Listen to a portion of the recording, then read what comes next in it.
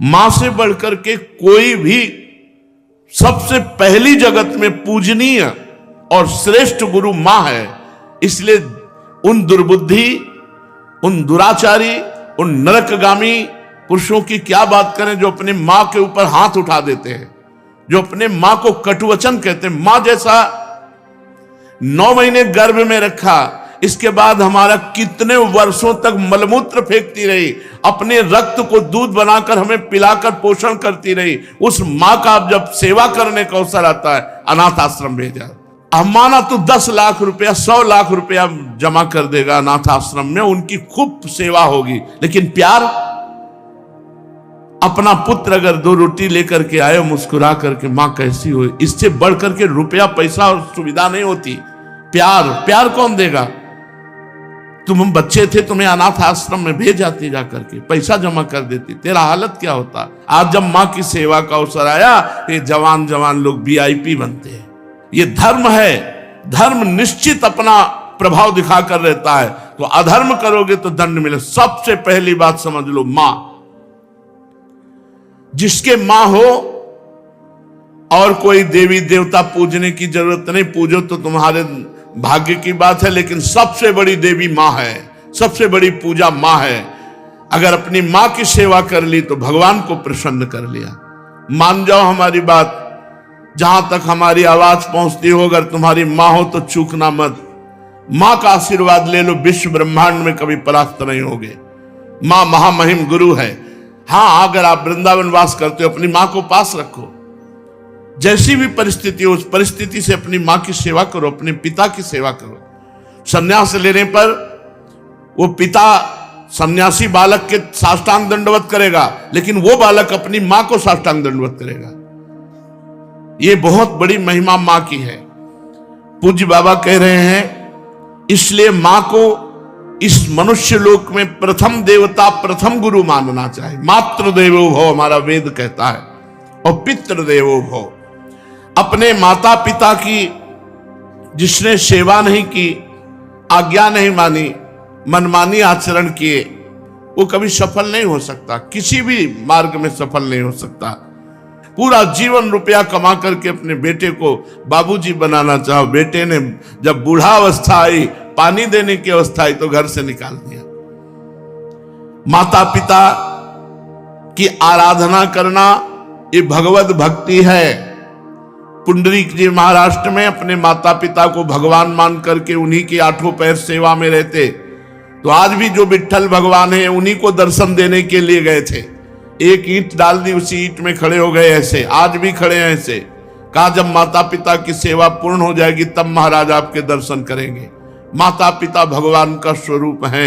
ये आज जो वातावरण बदल रहा है, बहुत गुस्सा लगती है जब देखने को मिलता है कि जवान बहू और बेटा मिलकर के बूढ़ी मां को मार रहे हैं। वो बेचारी उठ नहीं सकती, वो हिल नहीं सकती। अंतिम समय तक या तो जलोगे ऐसी जगह जहां बचाने वाला कोई नहीं होगा, या सड़ोगे। ऐसे अधर्म करने वाले को कभी और हम कहते हैं, उस मां से पूछ लो जिसको तुमने मारा है, उसी मां से पूछ लो कि बोलो इसको क्या दंड दें, तो यही कहेगी कि कभी मत दंड देना। वो पिटते हुए भी यही कहेगी कि तू सुरक्षित रहे, तू सुरक्षित रहे। एक मां को मारा तो दूसरे भाई ने रिपोर्ट कर दी, पुलिस आई, मां से पूछ रहे, तुम्हें मारा? नहीं, मारा नहीं, बातचीत हो रही थी, ऐसे धक्का लग गया। धक्का दिया? नहीं, हमारा धक्का उसको लग गया। छोटा लड़का कह रहा है कि इतना जोर से डंडों से मारा, इसके शरीर को देख लो कितने डंडे पर। चुप। मां का स्वरूप क्या होता है, समझो क्या स्वरूप होता है। पीट के अपमानित होके भी अपने बेटे को अपमानित और पीटने की इच्छा नहीं है। ऐसी वात्सल्यमयी मां को, ऐसे पिता को जो मेहनत करके कमाते, अपने बच्चे का पोषण किया और वो जवान हुए, डंडों से मारते हैं घर के बाहर। अरे राधा राधा, ऐसे दृश्य देखने को मिलते हैं ना। ये खा करके सब जवान हुए हो, और अब माता पिता की सेवा का अवसर आया तो मुंह चुराए घूमते हो। मुंह चुराने का समय नहीं है, अपने कर्ज उतारने का समय है, ऋण उतारने का समय है। अब माता पिता की सेवा कर लो, मातृ ऋण पितृ ऋण से उऋण हो जाओगे। हमने आपको कई बार सुनाया है, एक कश्यप नाम के ऋषि थे, महाभारत में है, तो तपस्या परायण थे। तो जिस वृक्ष के नीचे तपस्या कर रहे थे ऊपर बगुली बैठी हुई थी, बगुला जो टांग उठाकर ध्यानस्थ रहता है मछली के लिए, तो बीट ऊपर गिरा करके और क्रोध भरी दृष्टि से देखा, तत्काल आग लग गई, बगुली भस्म होकर नीचे गिर गई। तप का प्रभाव होता है। अब उनको बड़ा गर्व हुआ कि नहीं, काफी हम सिद्ध हो चुके हैं, बगुली भस्म हो गई। उठे भिक्षा के लिए गए तो एक दरवाजे में जाके भिक्षाम देहि, तो एक बहू निकली, उसने कहा भगवान कुछ क्षण रुकिए, अभी बना करके लाए। बड़े मृदु वचन से उनका सम्मान करते हुए अंदर गई तो दूसरे दरवाजे से उसका पति आ गया। जब भी पति आए पति की आराधना, उनको जल पिलाया, आसन पे बैठाला, फिर इतने में कुछ समय लगा और कहा भगवान आपके घर के दरवाजे अतिथि देव विराजमान है, आज्ञा हो तो भोजन। अरे उनका पहले अतिथि देवो भव, अतिथि की सेवा करो। अब वो गए, इतना विलंब क्यों किया? उनका हमारे पति देव आ गए, तू मुझे समझते नहीं है, इतना विलंब क्यों किया? बोले महाराज जानती हूं उस वृक्ष की बगुली नहीं हूं कि तुम्हारी आंख टेढ़ी करने से भस्म हो जाऊंगी। अब उनके होश उड़ गए कि ये बात तो केवल हम जानते, दूसरा कोई जानता ही। तो उनका तुम कैसे जाने? बोले मैं अपने पति सेवा के प्रताप से पतिव्रता हूं, मुझे तीनों कालों का ज्ञान है, तुम्हें बिल्कुल ज्ञान नहीं, अभी तुम अज्ञानी हो, अपने को ऋषि भले समझते हो। कश्यप ऋषि नाम था उनका। जाओ, तुम्हें अगर ज्ञान प्राप्त करना है तो जाओ, वहां एक कसाई रहते हैं, वो तुम्हें ज्ञान प्रदान करेंगे। अब कोई संशय नहीं था क्योंकि अलौकिक बात उनको पता है, पातिव्रत धर्म से। वहां गए, जिस कसाई का परिचय बचाया था तो मांस बेच रहा था, कोई कहता 2 किलो तो 2 किलो, 1 किलो तो 1, और ऊंट चल रहे थे। तो कहा कैसी गंदी जगह भेज दिया, चलने लगे। तो कहा कश्यप ऋषि, पहला आश्चर्य हुआ कि ये तो नाम बता रहा है हमारा, हमने तो अभी कुछ बात भी नहीं की, वो अमुक गांव की पतिव्रता ने भेजा है। अब और आश्चर्य हुआ। कहा हाँ। बोले बस खड़े रहो, मैं अपना व्यापार कर लूं, बस अभी आपके साथ चलता हूं। खड़े रहे, थोड़ी देर में वो बेच दुकान बंद करके कहा तो उनका पहले ये बताओ इतना निंदनीय कार्य करते हो तुम? तो उनका मेरा जन्म हुआ है इसी कुल में, मैं हिंसा नहीं करता, मैं मांस लाता हूं और बेचता हूं और अपने परिवार का पोषण करता हूं क्योंकि मैं ऐसे कुल में जन्मा हूं। तो उनका तुमको ये कैसे पता चल गया मेरा कश्यप नाम है?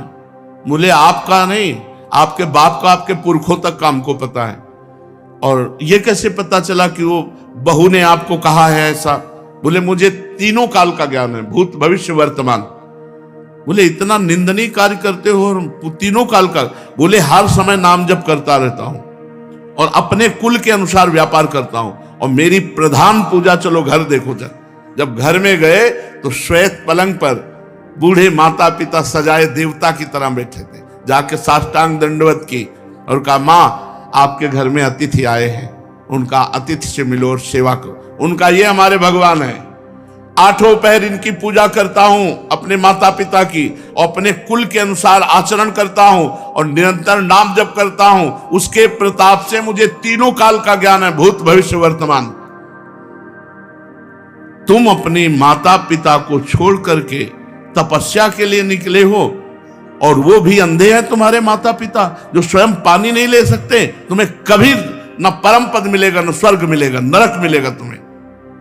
उसी समय वापस हो गए, और जब माता पिता का शरीर पूरा हुआ तब पुनः तपस्या में लगे। माता पिता भगवान का स्वरूप है। स्वयं प्रात काल उठी कै रघुनाथा, मातु पिता गुरु ना वही माथा। अपने माता, अपने पिता, अपने गुरुदेव के चरणों में स्वयं राम जी महाराज मस्तक रखते थे प्रातः काल उठ करके। सबसे पहले अपने माता पिता की जो आज्ञा का उल्लंघन करते हैं उन्हें कभी सद्गति प्राप्त नहीं होती। अब ध्यान से सुनो, यदि माता पिता भगवान का नाम जब भगवान की भक्ति का विरोध करने वाले हो तो उनकी नहीं बात माननी चाहिए। यदि माता पिता भगवान की भक्ति का विरोध करने वाले हो तो नहीं माननी चाहिए। यदि माता पिता गंदी आज्ञा करे तो नहीं देना चाहिए। रोटी दाल खाओ, नहीं चाहे उपवास करके मर जाओ, तुम्हें मुर्गा और बकरी नहीं देंगे आके, तुम्हें शराब नहीं पिलाएंगे आके। एक तरफ भक्ति का वर्णन किया, अब ये वर्णन किया उनके दुष्परिणाम। और अगर माता पिता गलत आज्ञा करते हैं तो नहीं, पानी पी के रहो, ऐसे रहो, शराब तुम्हें नहीं देंगे, मांस तुम्हें नहीं देंगे।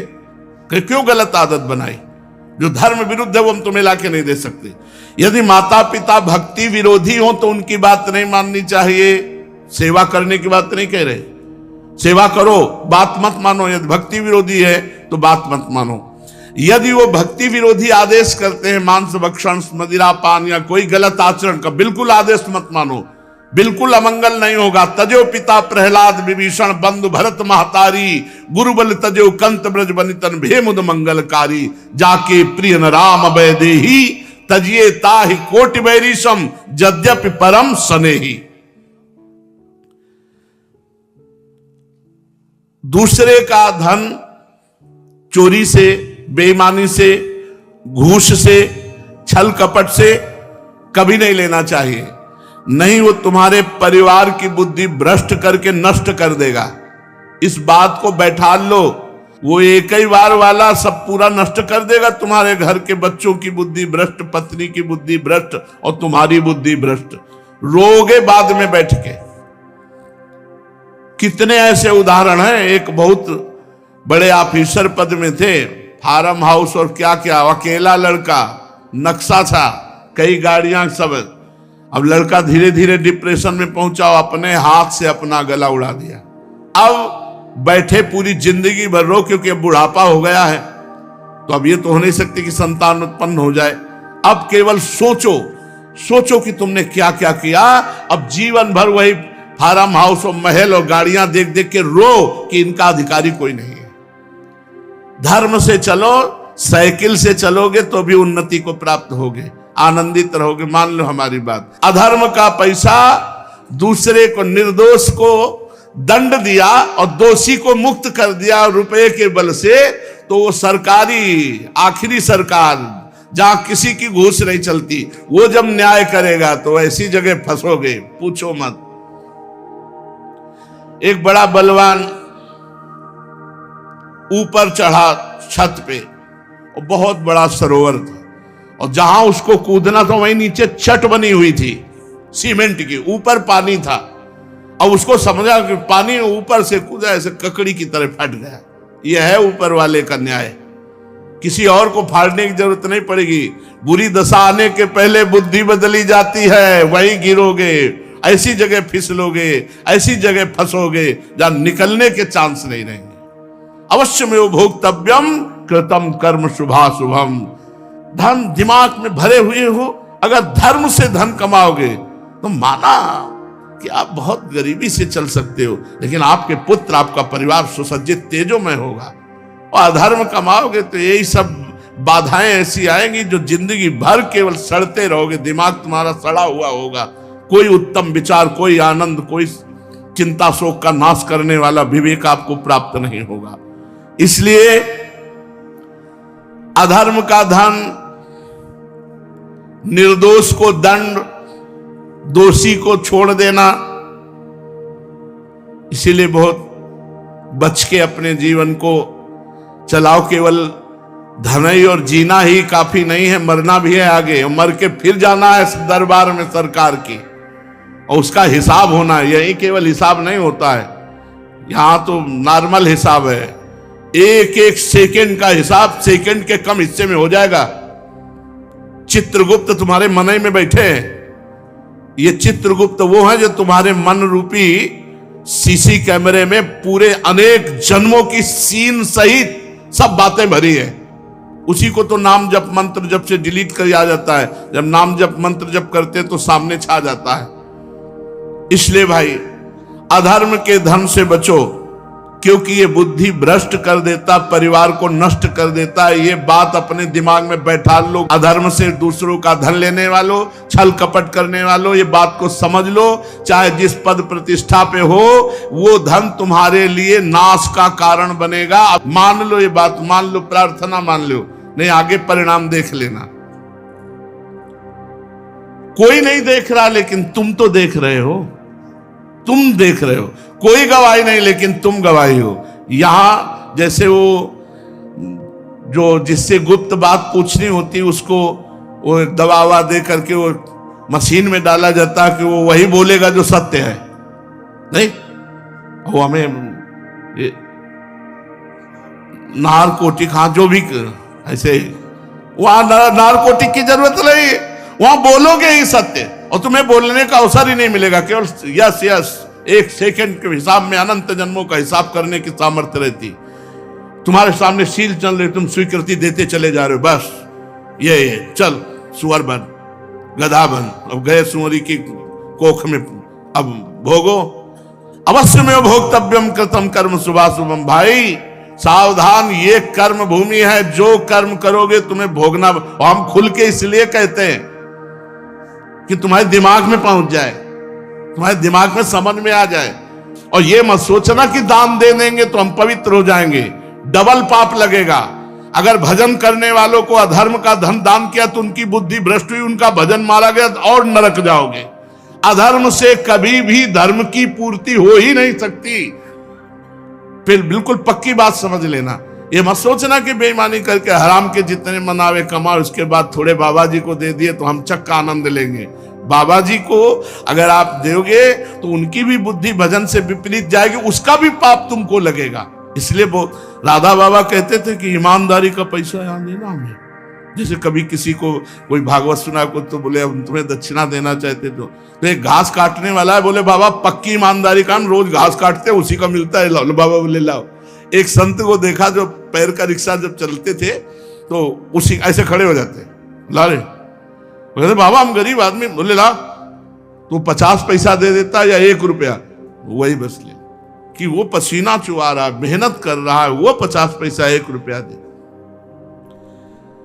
आजकल प्रायः लोग शॉर्टकट से धनी बनना चाहते हैं। कितनी जन आत्महत्या कर रहे हैं। मोबाइल में वो एडवर्टाइज भी आती है, अब नए नए लड़के और जितने सब हैं करोड़पति बनने के लिए रुपया लगाए चले, माता पिता की पर्स खाली करके वो मोबाइल में वो जुआ गेम ले परेशान है। अनंत ब्रह्मांडों का स्वामी अपने आप को दांव में लगा दो, वो अपने आप को दे देंगे, वो अपने आप को दे देंगे तो अनंत ब्रह्मांड तुम्हारा। तभी कहते हैं बिना दस्तखत के जब जो जरूरत होती है, मांगना नहीं है किसी भी तरह का। आप सत्संग सब सुन रहे हैं, किसी भी तरह का यहाँ कोई फ्रॉड आपको नजर आता हो कि ऐसे तो कहते हैं कि मैं लेता नहीं हूं, पीछे बैग में ले जाते हैं, लेता कोई खड़ा होकर बता दे, आप दे दोगे हाथ उठा करके। ऐसे किए तो भिक्षुक हैं, बाबा जी हैं। ये बिजली का बिल हमारे घर में बिजली नहीं पैदा होती, इसकी भी फीस लगती है। इसका अगर आप दे देते हो तो आराम से बैठे हो, चल रहा है। और जब कट जाएगा तो दीपक जला के सत्संग करेंगे, माइक हटा के करेंगे। आ जाता है तो दाल रोटी हो जाती है, ज्यादा आ जाता है तो सब्जी भी बन जाती है। आ गया तो जो जैसी व्यवस्था भगवान कर दिए उससे कोई ये नहीं कह सकता कि मेरे से मांगा गया। और भगवान की कृपा से सब कुछ चल रहा है। हमारा अगर जीवन भगवान में अर्पित है तो जिन्होंने अनंत ब्रह्मांड बनाया वो हमारी व्यवस्था नहीं करेंगे क्या यार? तुम्हारे द्वारा व्यवस्था चलेगी। कई बार राधा केल कुंज में यही सत्संग में कहा, तुम्हें भगवान की कसम है अगर तुम्हें लगता हो मेरे द्वारा राधा केल कुंज चलती है तो कभी 50 पैसे भी आमद चढ़ाना, कभी नहीं। ये भगवान से चलता है, देखो कैसे चलता है। ऐसे चलेगा बिना पेट्रोल के, बिना ड्राइवर के। पुष्पक विमान में लगता था क्या ड्राइवर? पेट्रोल लगता था। अरे राधा केल कुंज भी चल रही है, उन्हीं से चल रही, उन्हीं से चल। कैसे चल रही? दिमागों में चल रही, हृदय में चल रही, सबका भरण पोषण हो रहा है।